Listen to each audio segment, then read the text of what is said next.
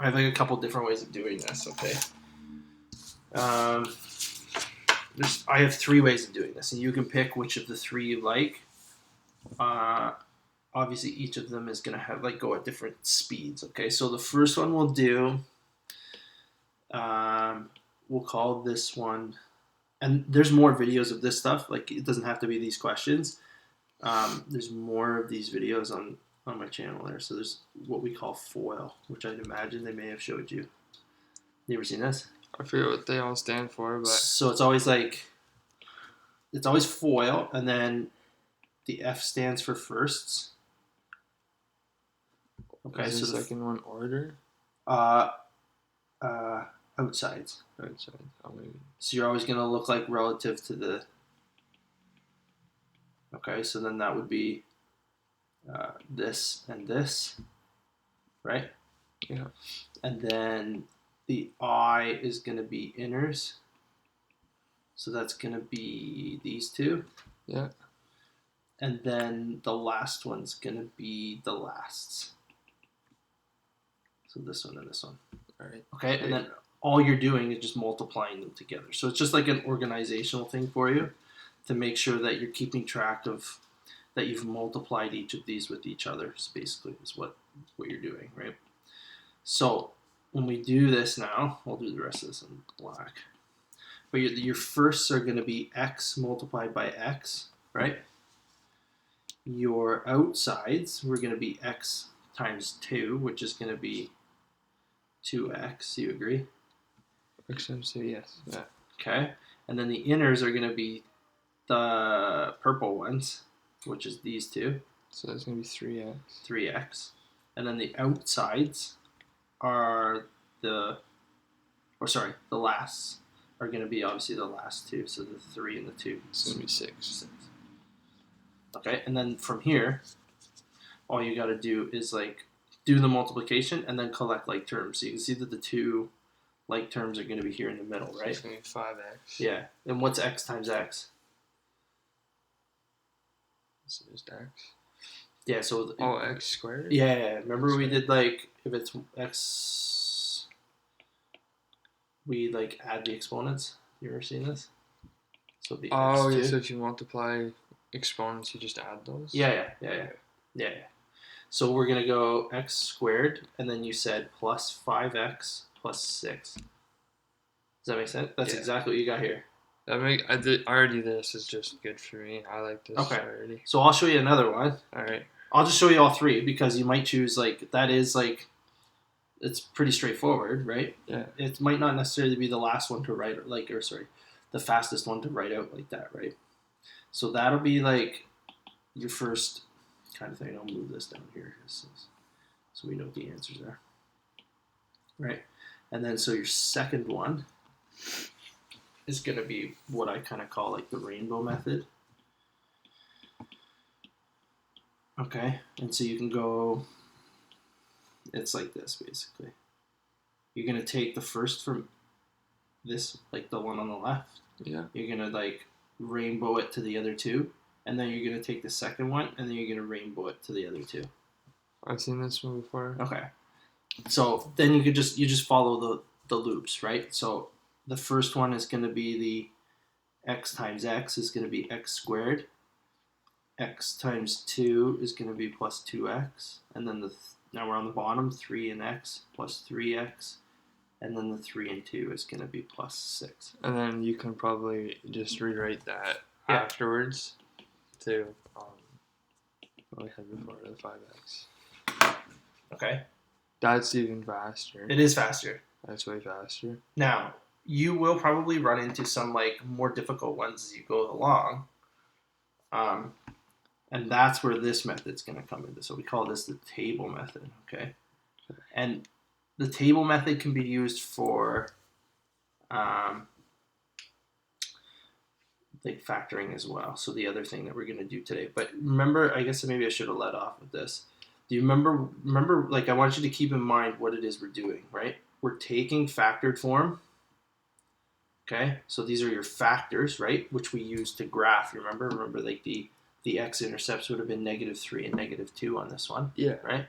So this is factored form. and we're expanding. Would this be standard form? Yeah, this is standard form. All right, so we're switching between the two forms now. Yeah. Okay, so I'm showing you how to go from factored to standard. The next one will be standard to factored. We go backwards. Okay, so that's all. Like, if you know how to do this, like, that's it. This doesn't look like it get harder. Okay, so the table method is relatively new to me, but the way it works is, that's pretty cool actually. And it's cool because it works for both ways. So you basically get to draw like a.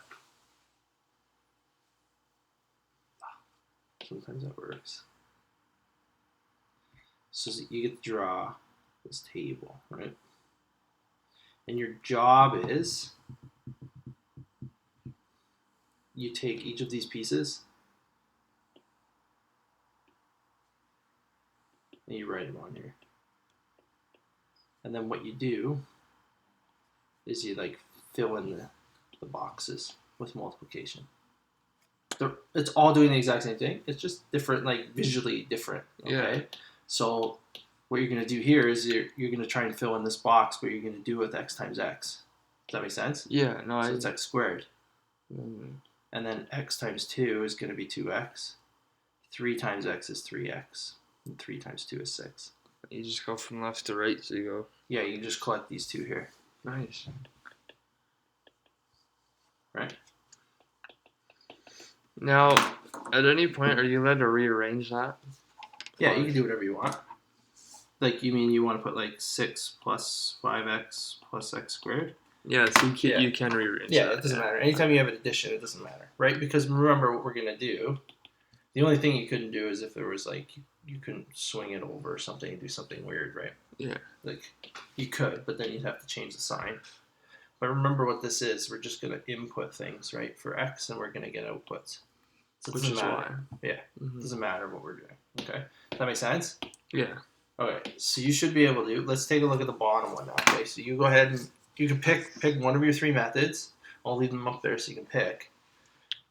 Okay, now I threw a little wrench in here. I would, if I were you, it doesn't matter because it's multiplication, but I would just ignore the 3 for a minute and just do it the exact same way, and then multiply your final answer by 3. All right.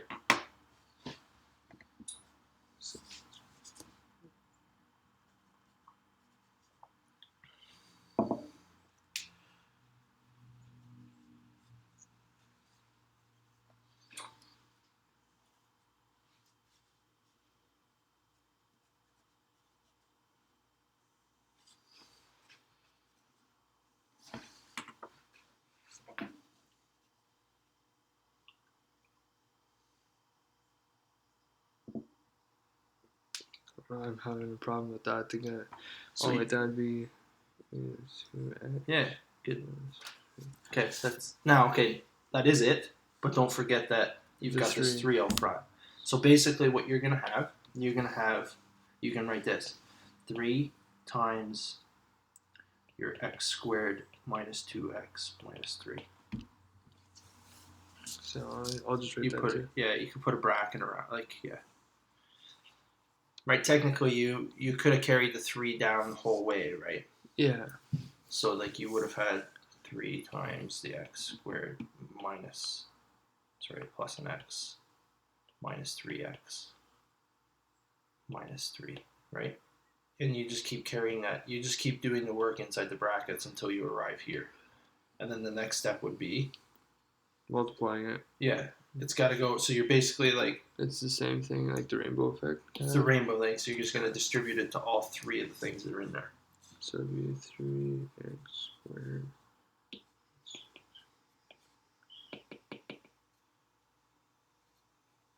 So it would be 3x squared minus 6x minus 9. Yeah, okay. Okay, that's basically it. That's it in factored form. Okay. Not factored form, standard form, sorry. And this process, this is what you did here. You could draw like a little arrow. Say this is expansion. Okay, that's the process of expansion. Okay. Okay. Alrighty. That makes sense. Okay, most of the time that's not the issue. Like a lot of kids are okay with that, and like you can pick which of the 3 methods. It's nice, right? Yeah. And like as you get the hang of it, like obviously the second one, there's just a distribution. Obviously goes the fastest, right? Mm-hmm. So you get the hang of it, and then you're not wasting time doing the others. But this is where kids start to have issues. Okay, so now we're going the opposite way. I think I did have a problem with this as well. Okay, so a lot of it's going to rely on your, like how good you are at like your multiplication tables, okay? Which I'm pretty decent with. Okay, so then we should be okay. Okay, so like, the way this works is anytime you see this, and the questions that you'll see all the time, and I'll show you one instance where it won't be this, and then you'll go, okay, well, I know what to do when I see this. But if you won't see any questions that don't have a 1 out front in your course. Okay? All right. The only time you'll see it, and this is your clue, we'll do this after we do this. If you see a question without a 2 out front, then you have to do this process first, which we call Gray's compactor. Okay, we'll do that after I show you this, just because it's way easier. Okay? So we'll do this. Once you know how to do this, you can obviously do the next page. Okay, so all your questions, your goal is to get a 1 out front. Okay, if it doesn't have a 1 out front, you got to try and force it to have a 1 out front. Okay, and we'll do that after. But if it's, you won't see something crazy like 3x squared minus 4x minus 5. You're not going to see that. This will be a 1. Okay, so. And that's just for your class. When you take the 3C, they'll step it up on you. Okay. So the way this is, and these are all, I think I remember asking, like, these are all y equals. Okay. Doesn't matter. Sometimes I forget to. Okay. They're all like function sheets. Okay. So your job with these questions is, this is the key. Okay. So when you're switching from standard form, this is standard form, you're going to factored form, we use this process called the MAN method. Okay, you've heard of this? I've heard of it, yeah. I forget what they stand for again. Okay. So we'll just go ahead and try the first question, and I'll like show you the way this works. Okay, so the word man, where's the A in the word man? Like in the actual word? Or? Yeah, oh, like in the middle. Right in the middle. Okay, so the A goes on top of this number. Okay. Oh, I see it, and then that. So this stands for add. Okay, the A. And then the M goes on the last one, and it stands for multiply. Okay, so the way these work is you're looking for 2 numbers. That's with the N. They're numbers that satisfy the multiplying and the adding. Does that make sense? So you have these conditions for this particular question. You need 2 numbers to multiply to 5 and add to 6. So your job will be to tell me what those 2 numbers are. Multiply 2, 5? Yeah. I don't know why I'm not getting that. So the way I work these, okay, I always start with, I make like a table run, okay, and this is why like, I think this is why kids just struggle with this, because they just start jumping into it and there's no like organizational, like, you know what I mean? So this is the way I would do it. I always start like 1, 2, 3, 4, 5. I write that out, and then I start checking 1 times what equals 5. I always check the multiplying. Okay, I always start with the M first, and then I check to see if it works with the adding. Okay, so 1 times what should equal 5? 1 times 5. Okay, now your next step now. Okay, so the multiplying check, but you gotta check the adding. Does 1 plus 5 equal 6? Yeah. Yeah. So then, therefore, your two numbers that work here are 1 and 5. Does that make sense? Oh yeah. Okay. So whatever works for multiplication, You check it with the add. If it doesn't work, then you would go to the next one. We'd see another. I'll try number 3 next, okay? And we'll see like an instance where that doesn't work. Like you'd have to go to 2 or 3 or 4. Like you keep working. So then your next step would be, okay, well, 2 times what equals 5? Doesn't work. So then you go, okay, well, 3 times what equals 5? Doesn't work. You know what I mean? Yeah. So you're stuck on these ones for this particular question, okay? So after you arrive at that, you write the two numbers down.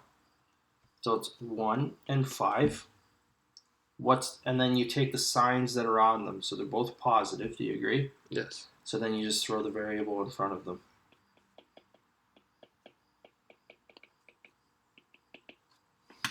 Done. And then it's in factor or Now- standard form. No, that's factor. That's form. factor form. Good, right? Now we could, if from last week or whenever we saw it, like the week 3 stuff that we did, right? We saw now that I could go to my grid and I could plot these at -1 and -5, and I could actually produce the graph now.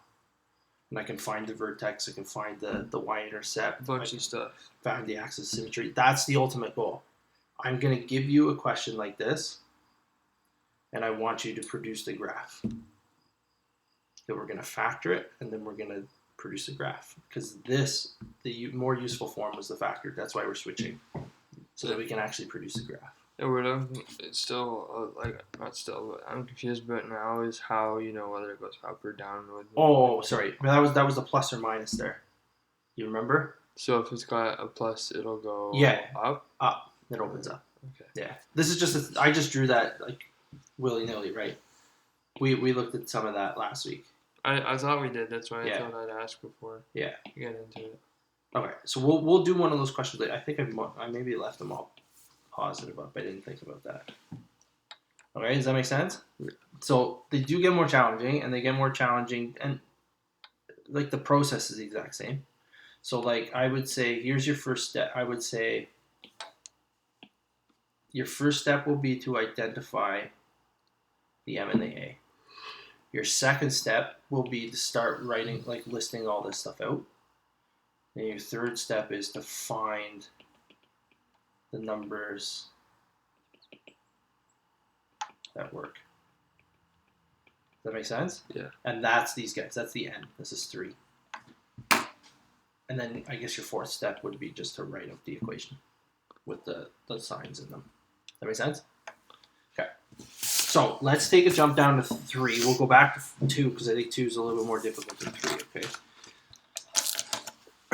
So I'll leave that up there. I'll try to leave it up there.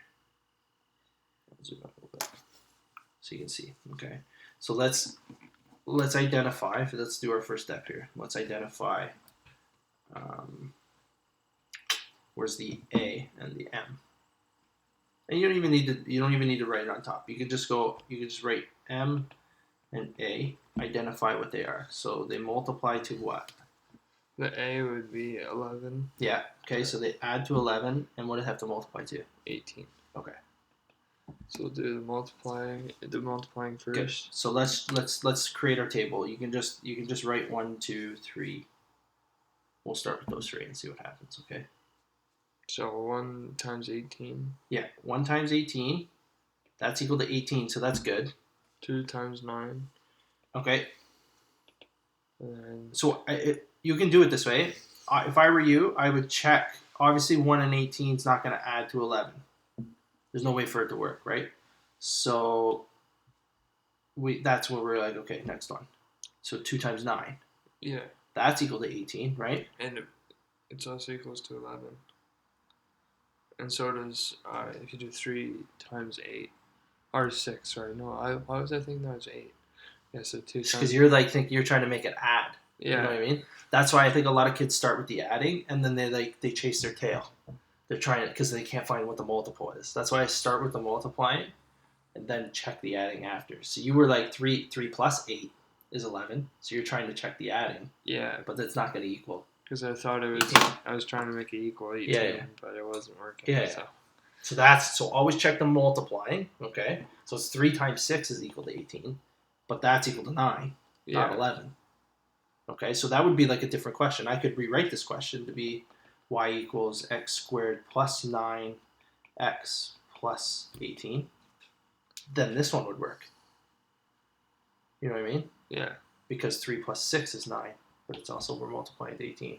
So you get all these different variances. So like what you'll find, the more of these that you do, you start coming across the same multiples, but for different questions. You know what I mean? So you get different parabolas just based on the two numbers that you find that work for the question, right? So that one would work for this, but that's not the one we're doing at the moment, right? So your next job is to, you found the two numbers, right? Which ones were they? 2 and 9. 2 and 9.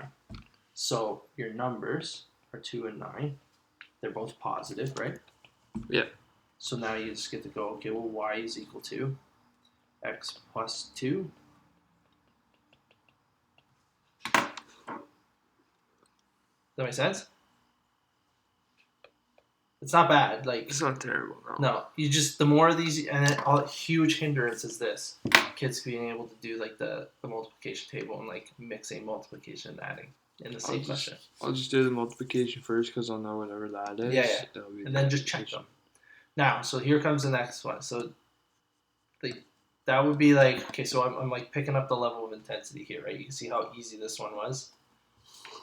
And then it didn't work with the 1 times the number this time, so I had to go to the next one, right?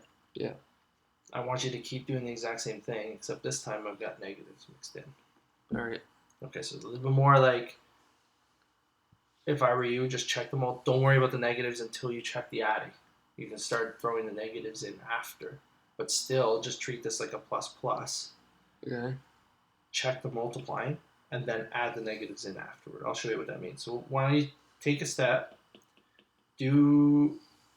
identify the M and the A, and then do step 2, and then I'll help you with step 3. All right. Finding the numbers, okay? Like, or I'll check the adding. I'll help you with the adding.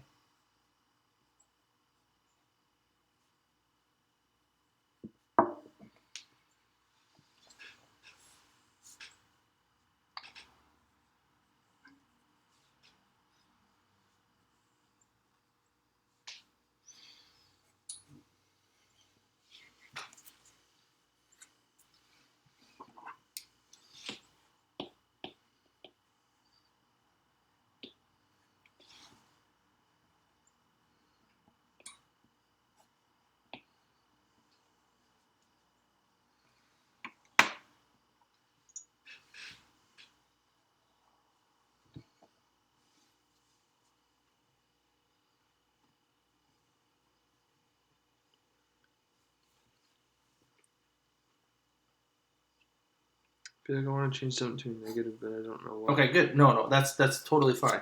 That's right. So you're multiplying is the 1 and 5, right? That's what's going to work. So now you can make one of them negative to get you to 4. Is it going to make... would it be the negative 1? Why? Because then you're going to go like this, right? You're going to go 5, 5. When you add them together, that's equal to 4, isn't it? There you go. Okay. So there are your two numbers. So then your numbers are going to be this. You're going to write them like this. Positive 5 and negative 1. And then your statement, or your actual, like, when you go to write the thing out, you're just going to put the variable in front of both of these.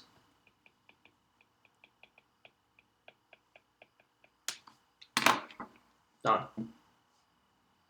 There it is. That's good. Okay, so that's, you'll find some more. Like the last one there might be a little bit harder for you. Okay, we'll try that one. Number 4. Okay, you write that out, and then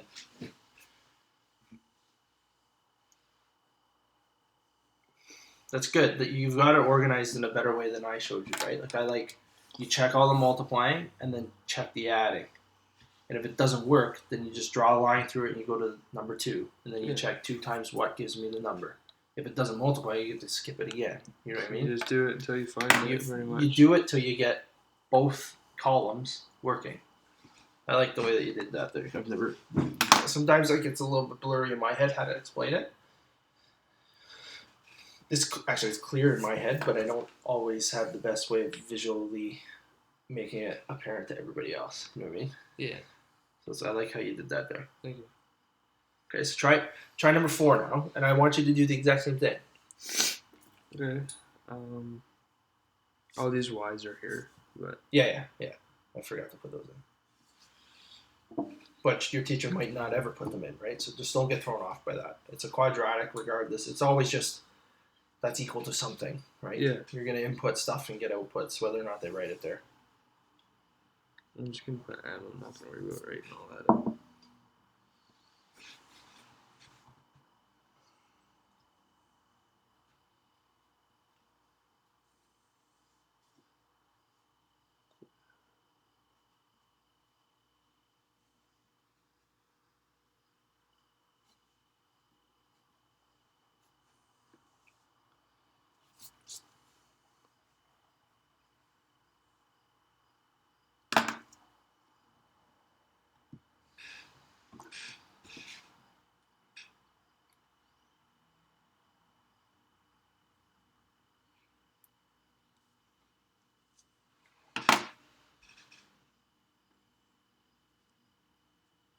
I guess this negative are the 2 times 8.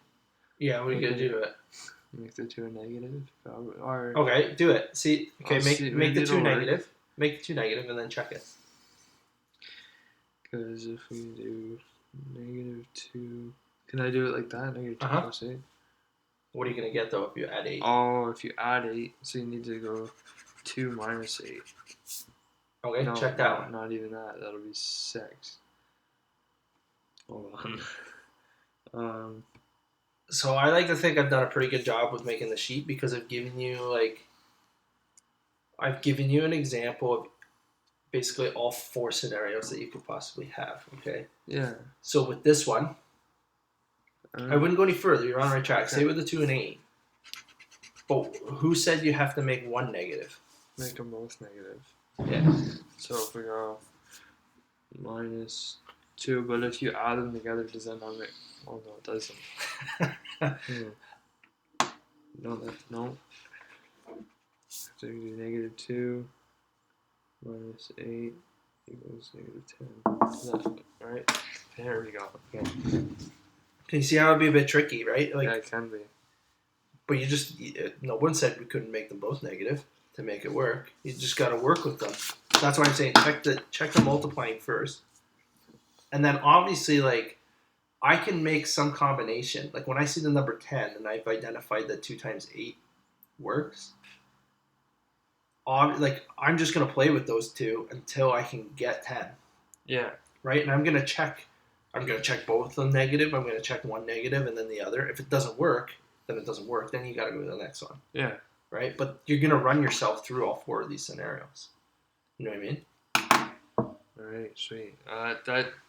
Because I had a hung up where I can only do 1, so I got confused.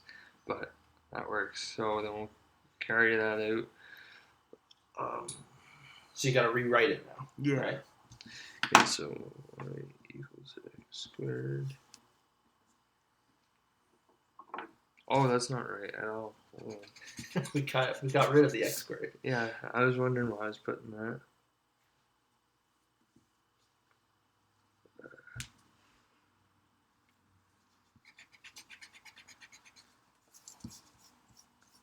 Okay. Yeah.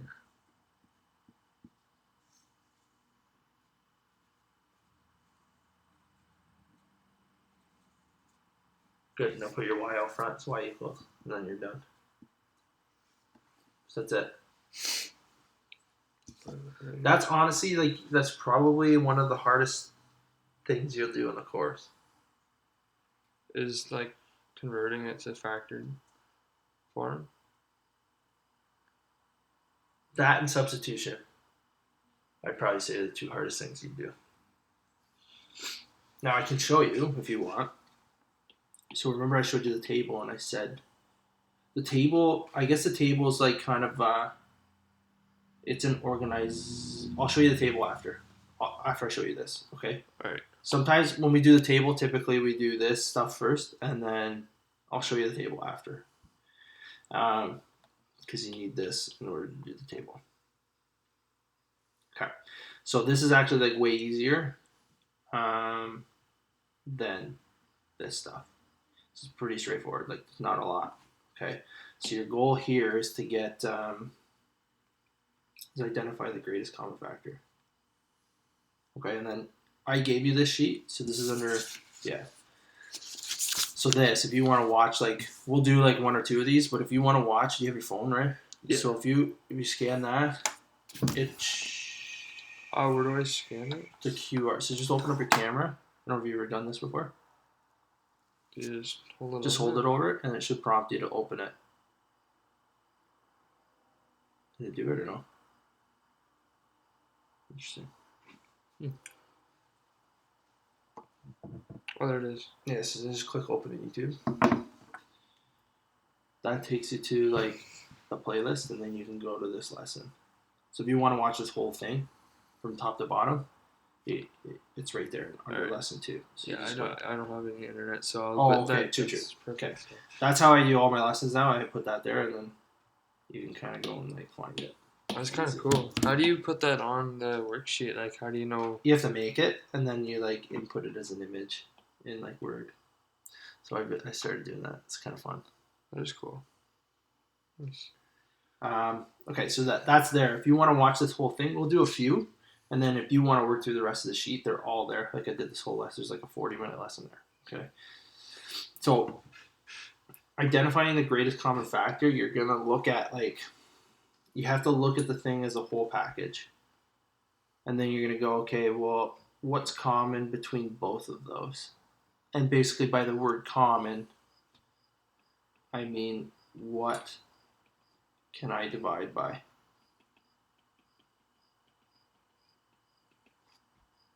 You know what I mean? So you're going to look at this stuff. And it's not necessarily limited to just numbers anymore. Okay? We can like remember any you'll have a little bit more context that we didn't do, but like if you remember like a term, like a math term, consists of numbers and letters, right? Yeah. Like x's or y's, right? That's a term, and then combined together with multiplication, right? So I could technically divide this by either the number, or I could divide it by the variable, and they would cancel. Right?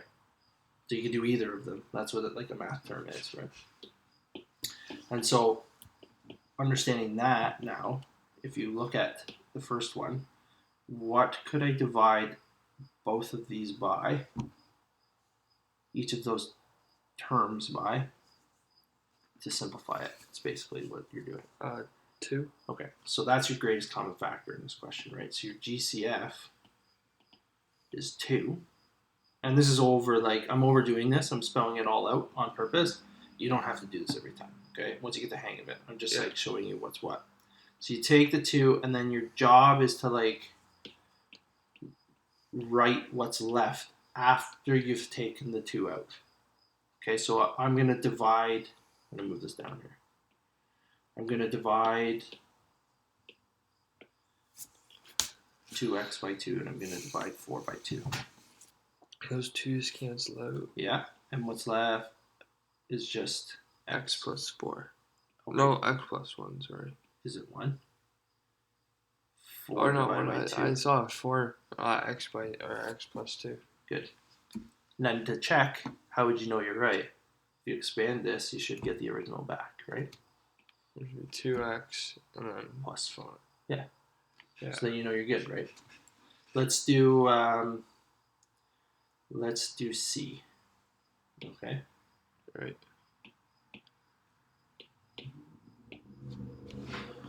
So what are we going to identify as our GCF? 5. Is there anything else I can divide by? Uh, Remember, it's in what's in both of them. So you're looking at this as a package. So 5's good, right? There's one you could do. Well, remember what I said before. What's a term made up of? Numbers and letters. So why can't I divide this by y as well? Oh, because there's already a y there. There's a y in both of them. Right? Okay. So now my greatest common factor is 5y. Okay, does that make sense? Yeah. Okay, so now you ultimately you want to like simplify this, right? So now you're going to write what's left after you remove the 5y. So and so when you just put, so it's 5y divided by 5y? It's 5. Oh yeah, you're right. Sorry. Yeah. Sorry. That just kind of threw me off. So those cancel, and what happens with the y? It'd be y squared. But you're going to get y squared divided by y. So what happens? It cancels out, so it'd just be squared? No. Okay, this is good that we're doing this. Let's look at this. I'll write this physically. You tell me if this is wrong.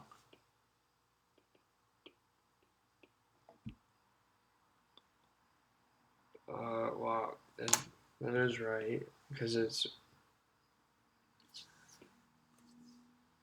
Oh, there's one y left over. Okay, so that'd be just y plus 2y.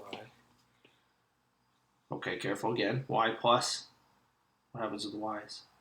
Okay, so y this time, plus... because they cancel fully this time because there's not a 2 there. Right? There was a 2 over here, but there's not a 2 there on the second one. So then it'd be just 2 then. So yeah. Y plus 2. Y plus 2. Okay. Do you want to try?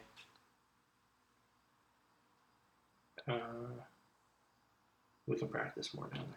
There's some good questions out here. So these look way more complicated, but the idea is the exact same. Okay, it's just your greatest common factor might just be getting a little bit bigger. That's all. Okay. All right. Does that make sense? Yes. Okay. Let's try.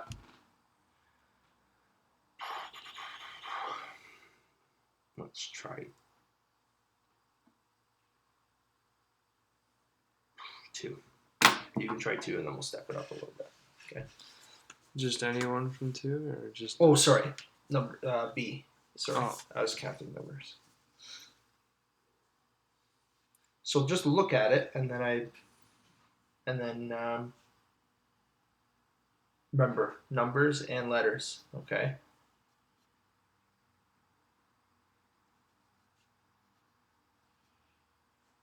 Okay, easy. You got to do all 3. Okay. So you can't take something. It has to be in all 3 of them. You can't just select what you want to take out. Okay. Okay. So it's a little bit different. We're just stepping it up one notch. Okay. So by that I mean, and it's all got to be the same across there too, right? So is there an x in the third term? No. So how are you going to get rid of it if it's not in the top? Multiply. No. That's what I mean by, like, in this particular question, if the x is not there, then it's not in all 3 of them then, is it?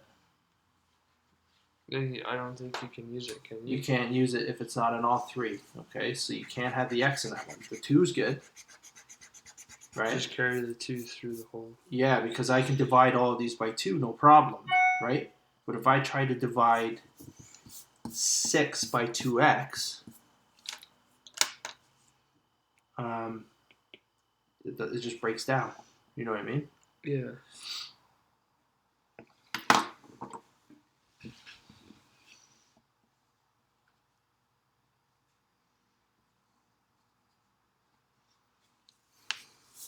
There.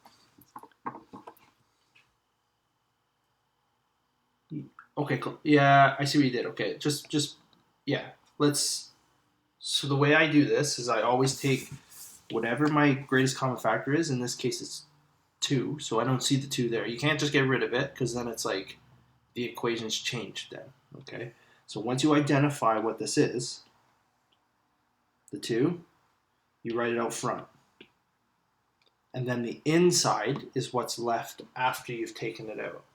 Does that make sense? Okay. So now what you've written there is good. It's just off. You know what I mean? Yeah. And off in the sense of the brackets are kind of funny, right? So now you just got x squared plus 2x plus 3. You see what I mean by this 2, though? It can't just disappear, because if you had just written this, how do you ever get back to here, to the original? You can't, right? So you can't just forget to write stuff in there. You had the right idea.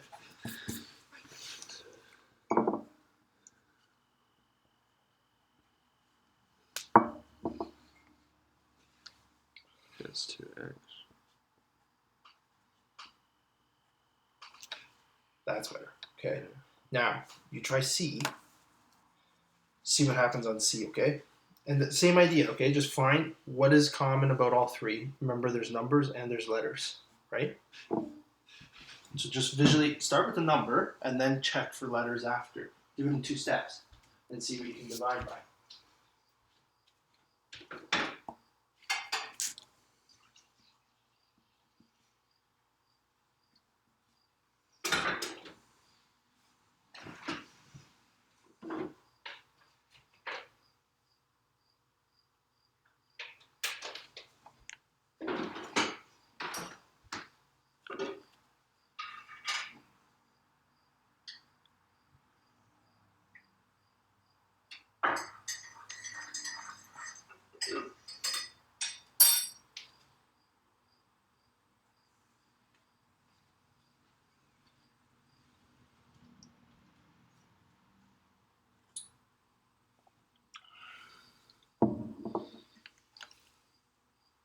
Yeah, I'm confused. I don't... It's close. Can you take... No, you're right. You're okay. Just write... Okay, so whatever you have on the bottom, remember what I said. Whatever's on the bottom, the yellow, that goes out front. Right? Not 5x squared, just 5x, right? Because that's what you're dividing all of them by. So that'd be 5. Now tell me what's left after you take the 5x out. Can't be a squared, though. Can it? Sorry, you're right. Sorry. Keep going. I'm thinking about the last question. You're right.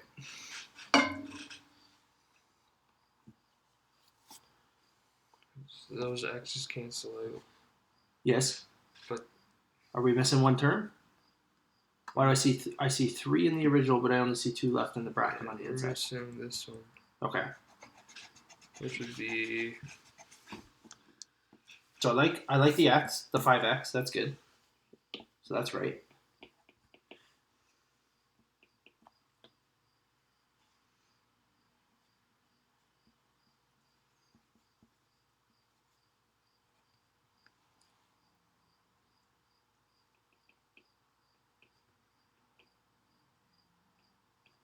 What's different about yours and mine? I put a square. And it's the cube. You forgot to take it. So just erase that. Just change them. You had the 2 and you had the 3 there, right? So you just got to remember. I think you had it right in the first place when you go through like what you had when you did this. Right? This is why maybe I like using a whole bunch of different colors or whatever. Like if I were to do this, I just go through here and I divide them all by 5x, and then I know to just draw a line through stuff. Okay, so the x cancels with the 3 and it becomes a 2. You could do it this way and then write it out after, right? Just for your own sake, right? X cancels with the 2, x cancels with the x. And you're pretty close. Now you're just dealing with the numbers. Yeah. And actually the 5 cancels with the 5. You know what I mean? So then it's just x2. Yeah. At the start, and then Yeah. the rest is just self-explanatory. Yeah. Does that make sense? Yeah. One thing I'm still kind of hung up on is how you get to the x2. If there's... Oh, okay. Let's just look at this again. So let's go down here. I'll create a new page here. So sometimes like I don't think you really do exponent laws until like the 3. You wouldn't touch exponentials until 3c. So sometimes like the why behind the question that you just asked is like not necessarily clear, right? So we discussed x to the 1 is just x, okay? And you'll see the pattern here, okay? But if I write x squared, we saw that turned into x multiplied by x, right? Yeah. x cubed goes to x times x times x. Yeah.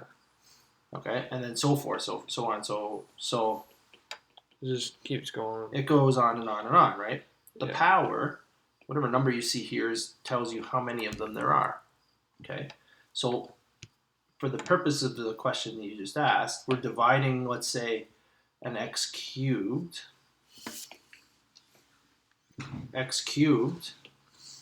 divided by x, right? Is what you kind of asked, right? So if that just means that there's 3 over here, then what would happen? There's going to be 2 left over. There's 2 left over because one of them is going to cancel with one of them in the numerator. And then you're just left with x times x, which turns into x squared. Because then this x2 was also x2 when it was down here. Yeah, that was because we didn't divide by any x's, though. That's right. Right? Okay, because that takes an extra x out. Because there wasn't an x on the third one, but there is in this question. Right? You see the difference? Yeah. So that's, and then, like, you got to kind of scale it proportionally, too, right? Like, well, not even necessarily, but you'll see that, like, there's just one more x on all of these in this question. Yeah. So that I can get you to pull 5x out instead this time. Okay? Now, I think you're getting pretty close to having that down. Let's try one of the harder ones. Let's try E and see how you make out that one. It looks way more complicated, but... You're going to follow the same steps to not get worked up. Yeah. Just, okay, let's just... Now this is what I always got confused about. What the difference between x squared and y cubed is from the x, y Okay, squared. would you prefer... Let's for simplicity's sake, you can do this all the time.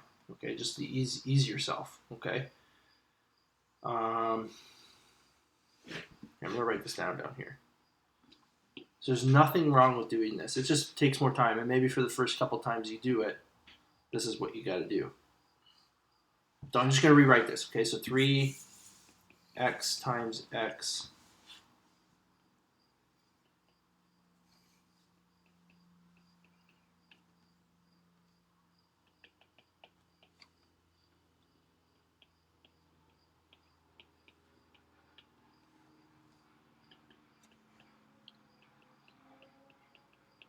Okay.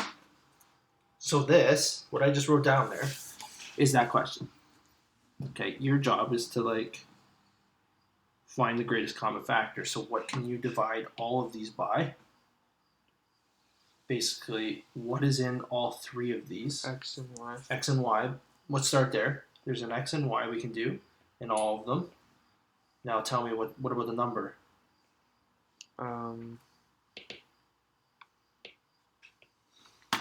See how much easier that is? You can identify that quickly. And most of the time, the cheating way to do it is to just look at the last one.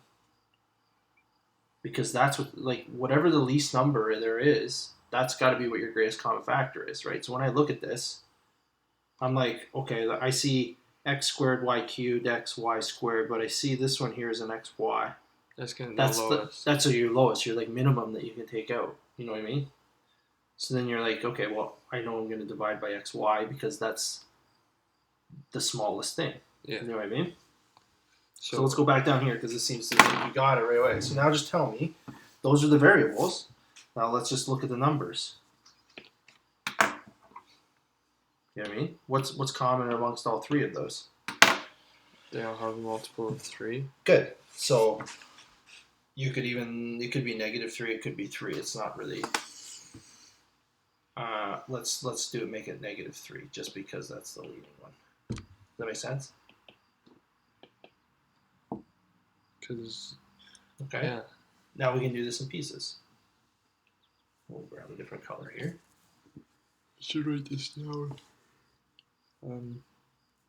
Here, we'll rewrite this down here. We'll write the -3 x, y, right? That's your greatest common factor. That's just going to go outside the bracket. Okay, and then we'll go back up here and do the work. So, -3 cancels with -3. X cancels with an x. A y cancels with a y. So you still have x, y, x, y squared? X, y squared. Because this is your leading ones. Just 3xy.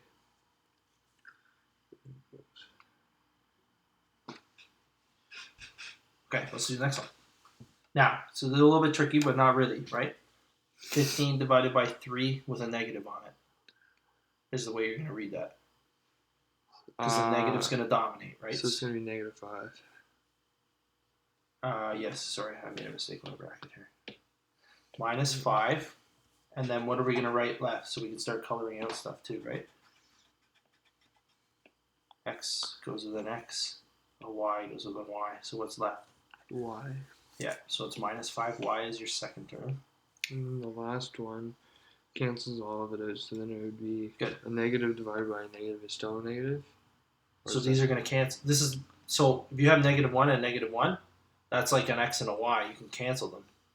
So it's just going to become 27 positive. divided by 3, yeah. So it's just going to be +9. Yeah.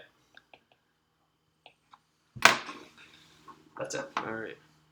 Oh my! I just looked at F and I think I. Okay. We can do F if you want. Okay, so this helps. This helps you obviously a lot, right? But you could do that for the first couple, but once you have an understanding of like 3 X's, if I cancel one of them, it just goes to 2, right? That's what's going on here. Like, nothing fancy. We're just canceling, we're subtracting, and that sounds like that's the foundation for exponent laws pretty much too. Okay?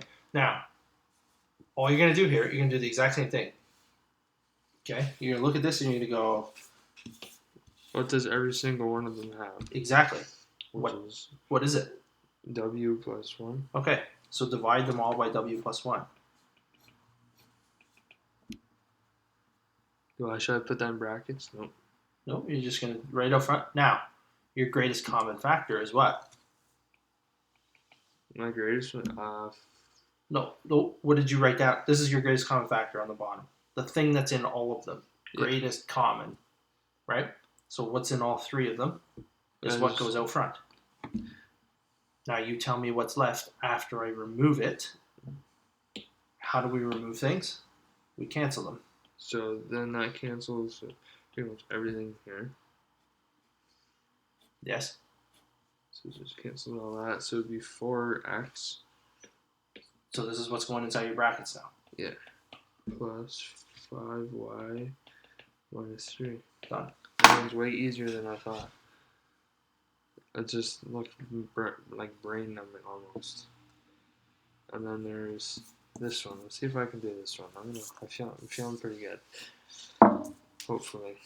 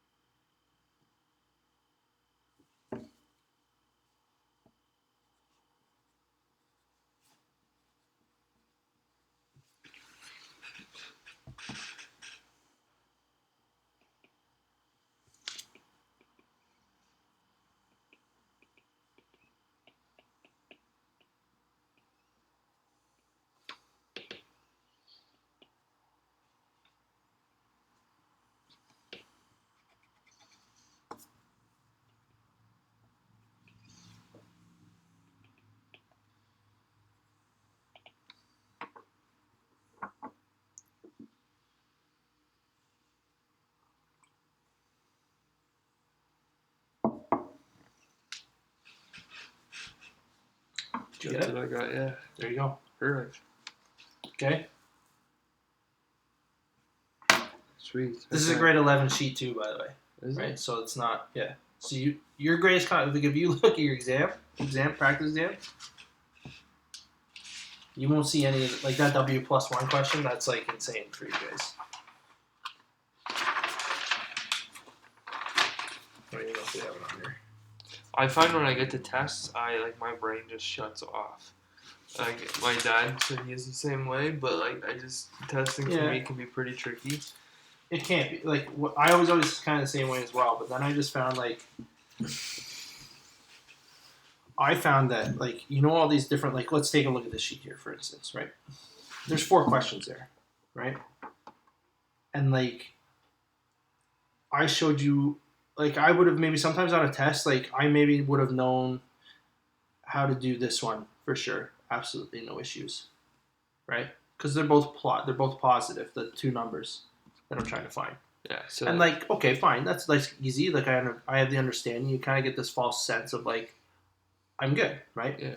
But then we get down here, and remember we found the two numbers that were both negative. Yeah. That's the sort of thing that happens on the test. You know what I mean? Where like you'd get one of these easy ones, but then you'd get this one, and I wouldn't know how to do it because it's like they're multiplying but adding to two negatives. You know what I mean? I got to make the two numbers negative. So that would be like an instance, and that happens all the time to me, where like I kind of know what's going on for the most part, but there's all these little subtle variations in the way that we can ask you to do things, right? And that's where I got stumped, right? But I found the way to conquer that was that I would just do endless numbers of questions. I would just do questions and do questions like everything they ask me, and then maybe a couple more. Yeah. You know what I mean? Because then at that point, what are they going to ask you? You know what I mean? Like most of like for a grade 10 applied course, like all our exam questions, I showed you the exam, right? It looks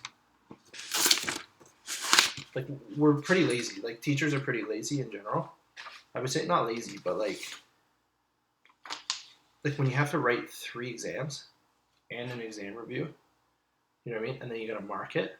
Like we don't want to give you stuff that's like you've never seen before because that's harder for us to mark when kids just start writing stuff all over the place, right? So we want to make it like so there's like, at least I do, your best opportunity for success because then it's just easier to mark on my part. You feel better, like it's everybody's a win-win, right?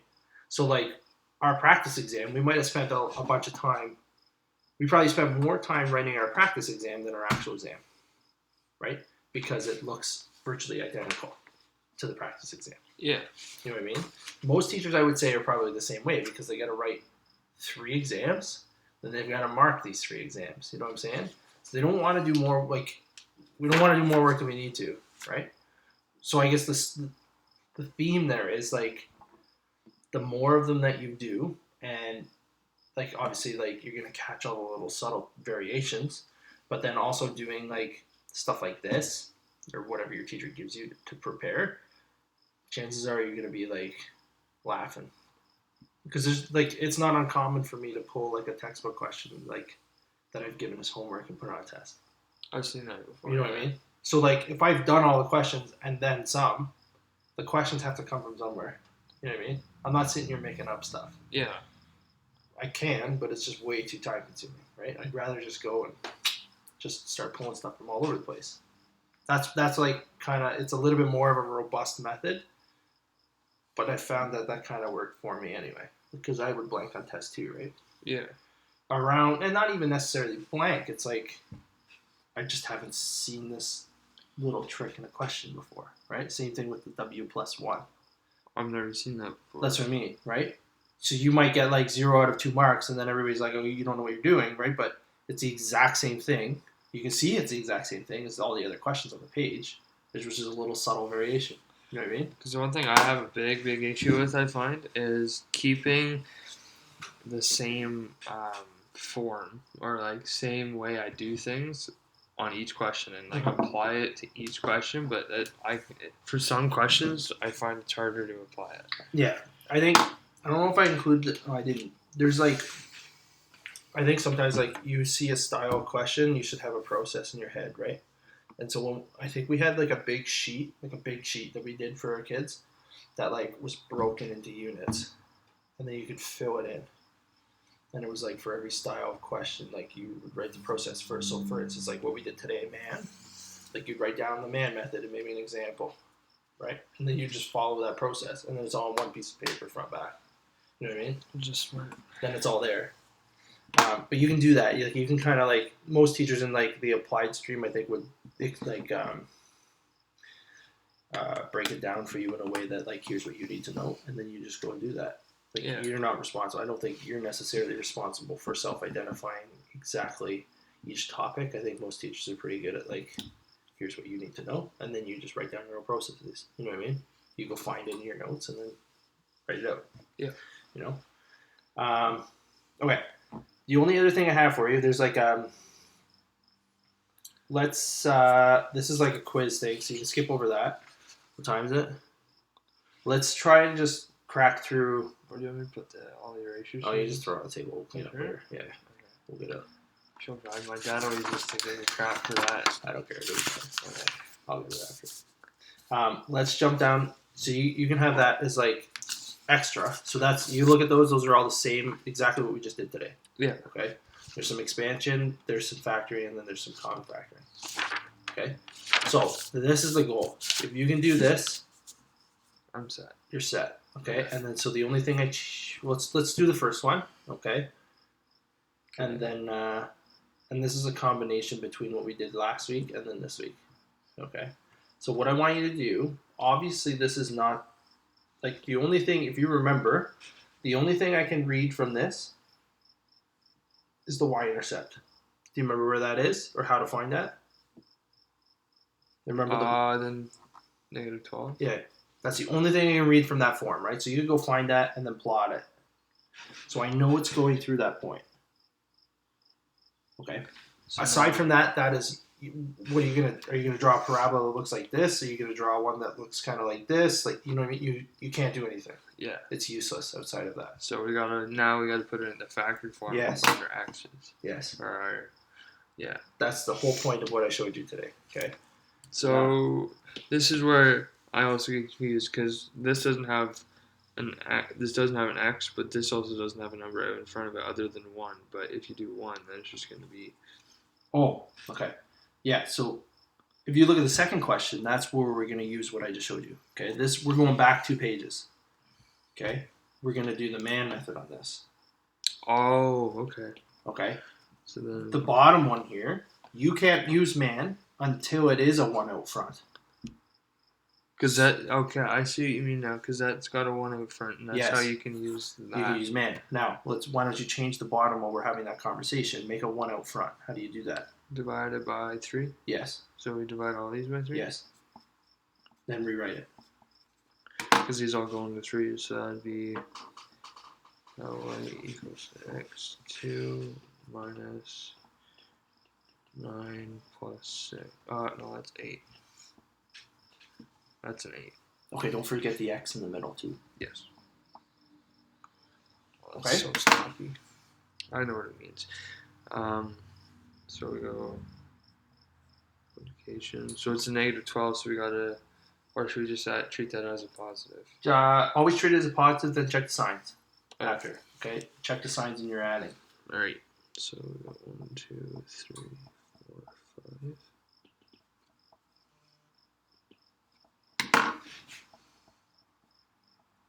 Because remember, multiplying, either of the 2 numbers can be negative, right? Yeah. So we're going to want this one.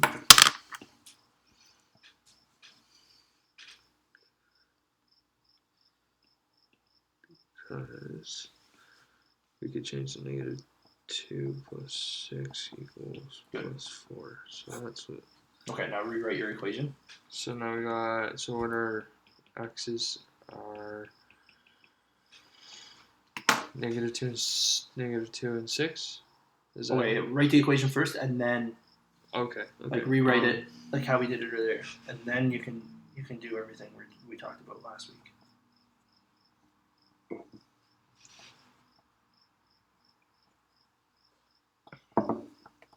Yeah, that's perfect. That's perfect. And then we go negative 2, find those on the graph. Careful with the 4. Why is it a 4? Oh, I meant to do 6. Yeah. Because that would change your answer. I was right? looking at the 4. I don't know why. Then that's gonna be 6. So, well, it's gonna look kind of weird. So what are your intercepts though? What did you say? My x intercepts. Yeah. They're negative 2. Are they? Where it's always opposite, right? Oh shoot. Oh, okay. All right. Wow. That just flips it. It just does flip it. That's all. So you'll be at 2, and you'll be at negative 6. It's still an awkward looking one, but it's a parabola. Okay, now let's find. What else can we find? Those are your You can intercepts. find the line of symmetry. Yes. But there's no symmetry with this because it's not the same on each side. Or can you make it the same on each side? You can find like there's always going to be a middle between two numbers, right? So what you can do, you can go 2 plus -6 divided by 2. That'll tell you the middle, right? Be like you have 4 courses. How do you find your average? You add them all up in one. Divide by 4. Yeah. That gives you kind of the middle, right? Of all 4. Same thing. Except you have 2 marks this time. Yeah. So you add them together and divide by 2. So 2 plus -6 should be -4. Divided by 2 is -2. -2. So that's your axis of symmetry. Okay, so I already have that marked down. Perfect. Okay. So then that's going to be, is that the line we have for? That's the dashed one right down the middle. Yeah. Okay. Now I know I know the vertex is on there, and we can picture it, like we know it's opening up, right? Yeah. Just because of the y-intercept. So do you remember how we figured out what the y value of the vertex was? It was -12. Oh, the vertex, not the intercept. Uh, This is the last step. Because this is the vertex, isn't it? Or no, is it the gonna be vertex over here? always has to be on that dashed line. Okay, so the vertex is going to be. Don't guess. We know exactly. We know how to do it. Remember, it's a point on the line or on the graph. So y can't, and I know it has to lie on this dashed line. What's the value of this line? -2. So take -2 and plug it in there. Remember? Okay, for the x. Yeah, it's the input. You're going to Okay. input -2. You're going to get the y piece out. Y equals.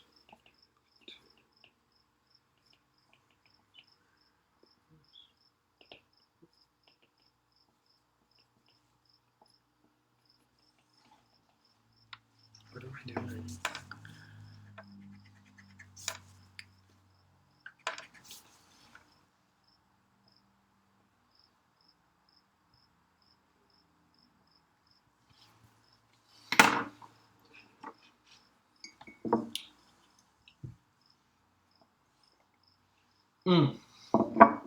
That'll work. Why didn't you use the easy one? I don't know. They're the same graph, right? They're the same. This is where I have to Use my the head. easy one. Because you're going to go 2 squared, and there's more room for error there, right? Yeah. -2 minus 2. -2 plus 6. -2 minus 2. There's -4. Should I keep those in brackets? Mm-hmm. Because you're going to multiply them, the results after, right? And then -2 plus 6 is -4.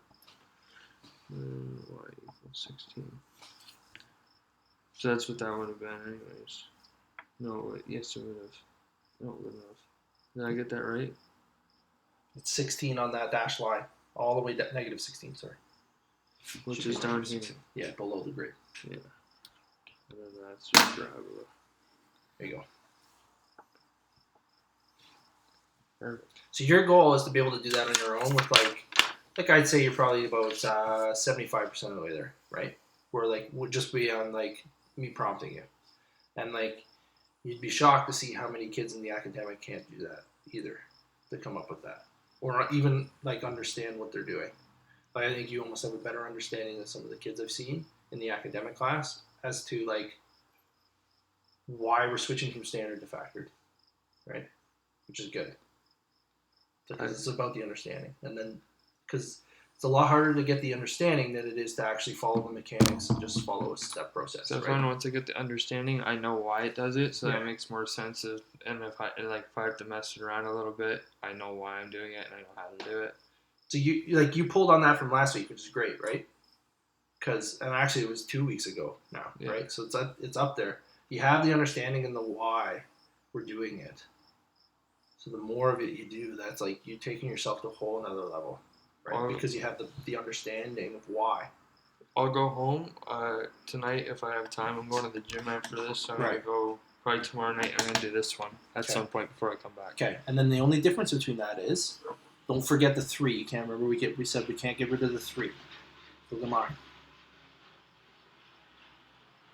Now we're in the ears. Where'd the 3 go? Okay, so you can't just drop stuff out. It's got to stay there, but you get to carry that the rest of the way. you're going to end up with an equation that looks something like this. 3 times x, some plus or minus a number, x plus or minus a number. Okay? So back to factor form. Yeah, and the 3 doesn't really change a whole lot. You're just going to create the graph from this. So do you multiply the 3 by the whole You're thing? just going to let the 3 float down. It's something else. It counts for something else that you don't do until grade 11.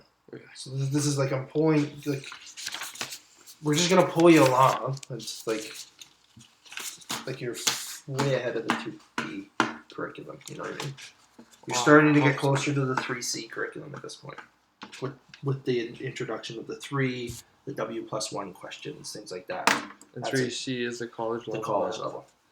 If I do well enough in applied, I'm going to try and see if I can go to academic, because I know I can do it. It's just my work ethic with school. You can even, the one thing my sister did, she took the 3M course. So if you actually nail the 2P, you can take the 3M, which is a bridge between it's in between university and college. So you can take that as a stepping stone. Because ultimately, I don't really want to be in applied. That's my kind of a low for me. Like, I know I can do academic. It's just I half the time forget about homework / I don't really do it. Right. But I need to get more on top of that. Which is the case for most kids, right? And it didn't really. I was just floating through academics. It wasn't a lot different than you. I floated through academic though, and it wasn't really great. It wasn't until I got to like grade 11 that I kind of came to this realization, right? But I never had I guess like in your instance, like you've had the benefit of failing a course that you now get to you've had a lesson that a lot of kids don't necessarily get to have until university. You know what I mean? Because you actually I didn't fail a course till I was in university, and then it cost $500, and I had to redo it in summer school, and you know what I mean? Like I would have preferred to have had that lesson a lot earlier. You know what I mean? So don't look at it. It's just a learning experience, and it's like you're probably further ahead than most kids now, right? Because a lot of kids don't get to experience what you're going through until it actually matters. Yeah. You know what I mean? Because I just kind of I know for grade 11, I feel like this is going to be my year that I'm actually going to want to step it up a little bit. Yeah, and I had one teacher that kind of made come to this you're coming to this realization before I did, and I turned out fine. You know what I mean? It's like I did a 12B just because I needed to get into university, right? But the gears started turning. Your gears are turning now earlier than mine did. It's good. You're thinking about the right thing. I got hope. Yeah. So I wouldn't worry about it. Okay, you got